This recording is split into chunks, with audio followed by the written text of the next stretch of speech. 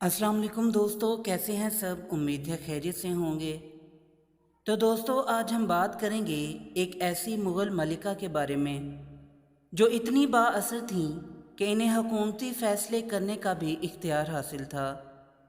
जी हाँ दोस्तों, आज हम बात करेंगे मलिका नूरजहाँ के बारे में और जानेंगे मलिका नूरजहाँ के दिलचस्प हालात ज़िंदगी।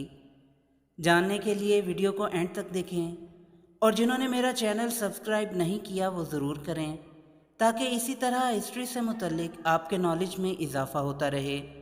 तो चलिए दोस्तों, वीडियो शुरू करते हैं।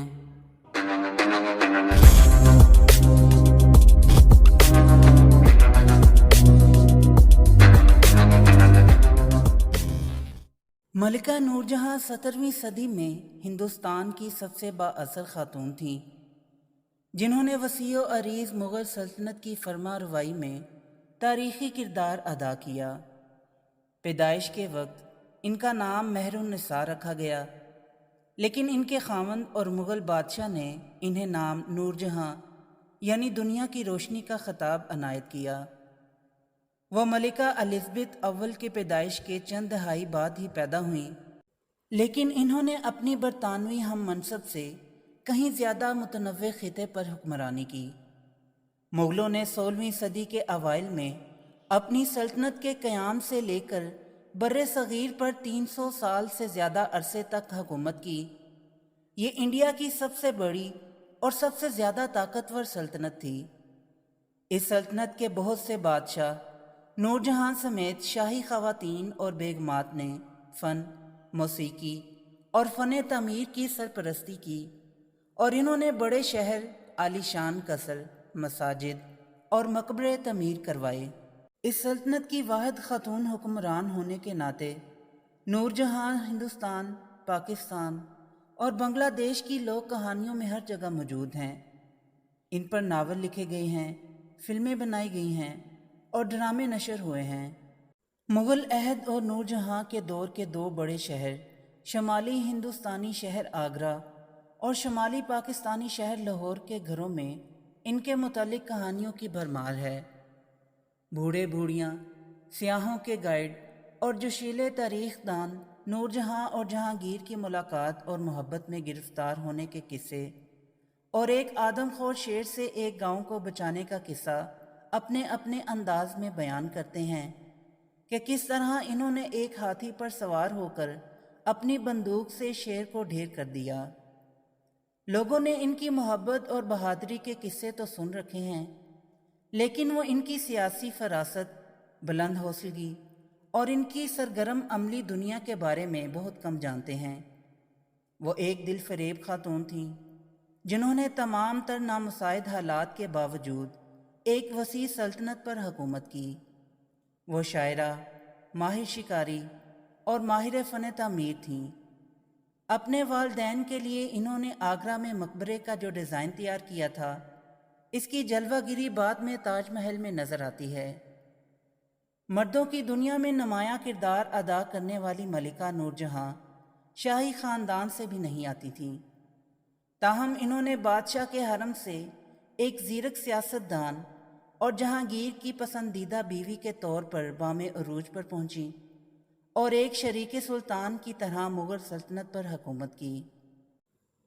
ऐसे में जबकि ख़वातीन हुकूमत के काम में शाज़ो नादर ही दखल रखती थीं, आखिर नूरजहाँ इतनी ताकतवर कैसे बनी?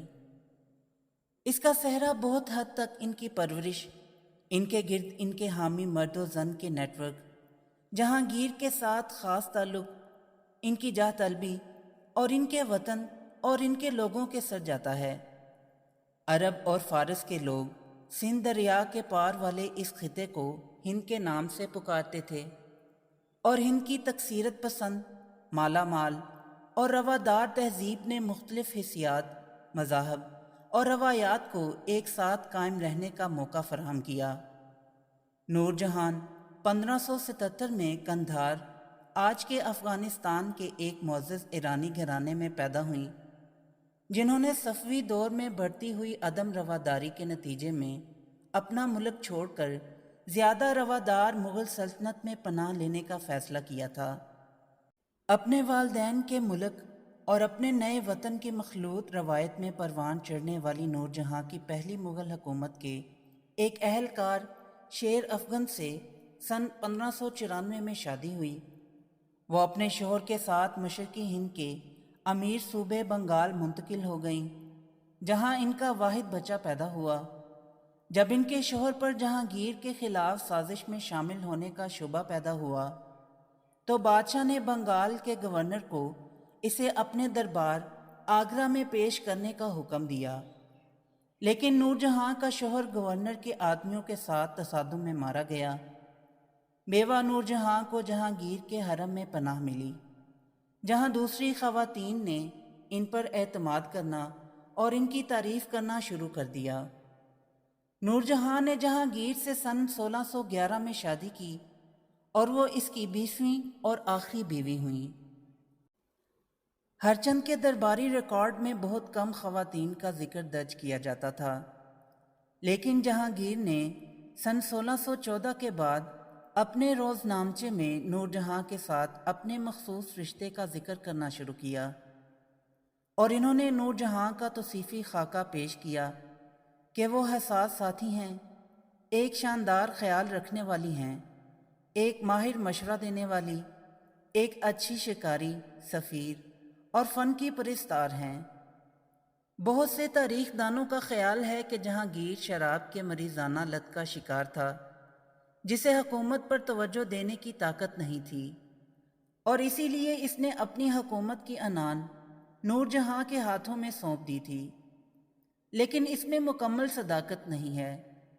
یہ سچ ہے کہ بادشاہ بلا نوش تھا اور افیم کا دھواں اڑاتا تھا۔ یہ بھی درست ہے کہ وہ اپنی بیگم سے بہت محبت کرتا تھا، لیکن یہ نور جہاں کے ایک اہم حکمران بننے کی وجوہات نہیں ہیں۔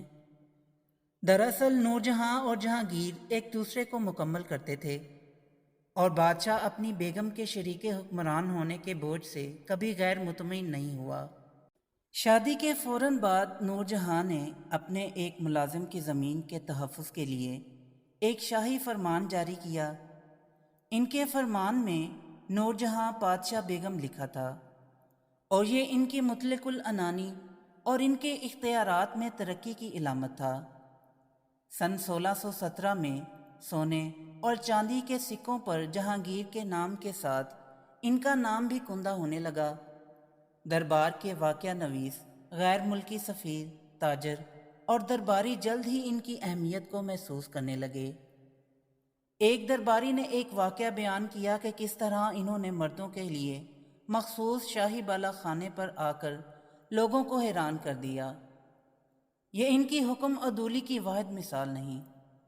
شکار کرنا ہو یا شاہی فرمان اور سکے جاری کرنا ہو، سرکاری امارات ڈیزائن کرنا ہو یا غریب خواتین کی امداد کے کام کرنا ہو یا پسماندوں کی آواز اٹھانا ہو، نور جہاں نے ایسی زندگی گزاری جو اس وقت کی خواتین کے لیے غیر معمولی تھیں۔ انہوں نے بادشاہ کی قید کیے جانے کے بعد ان کو بچانے کے لیے فوج کی قیادت بھی کی، جو کہ ایسا ہمت والا کام تھا جس سے ان کا نام عوام کی یادداشت اور تاریخ میں نقش ہو کر رہ گیا ہے۔ تو دوستو، یہ تھی آج کی ویڈیو پسند آئی ہو تو لائک ضرور کریں اور میرے چینل کو سبسکرائب کریں۔ پھر ملتے ہیں ایک نئی ویڈیو کے ساتھ، تب تک کے لیے اجازت دیں۔ اللہ حافظ۔